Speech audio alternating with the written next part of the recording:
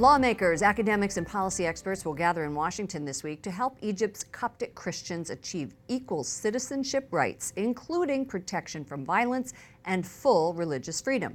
Egypt has been home to increasing violence against Coptics. It's hard to forget these images of Palm Sunday 2017, when twin suicide bombings targeted a Coptic church and a Greek Orthodox church. In 2018, Islamic militants ambushed 3 buses carrying Christian pilgrims on their way to a remote desert monastery south of Cairo. That killed 7 people and wounded 19. Joining me now is Representative French Hill, Republican from Arkansas. He will be one of the guest speakers at this week's Coptic Solidarity's 10th Annual Conference. Congressman, welcome to our broadcast.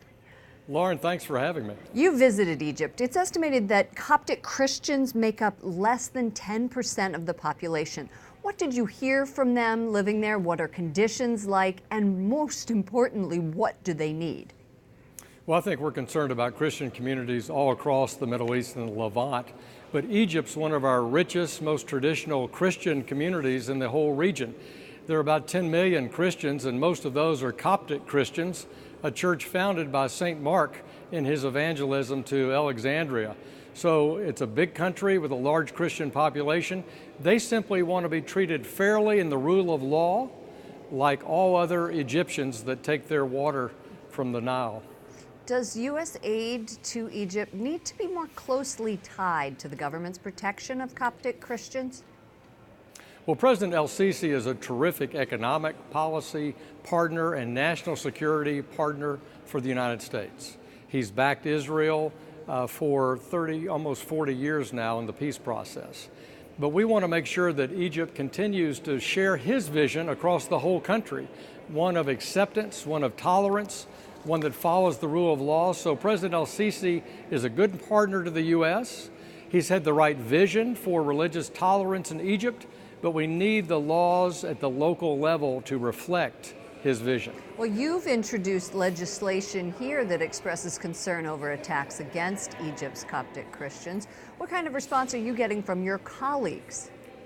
We have a strong bipartisan group, over 50 members, that support HRES 49, which is my resolution to give that protection to the Coptic Christians. We've met with Egyptians many times on it. I've met with President El-Sisi twice over the years. This is an important issue that reflects that full sense of partnership that we have with Egypt, but also institutionalizes that protection for all Egyptians of religious freedom and religious tolerance. And President El-Sisi's been at the forefront of that.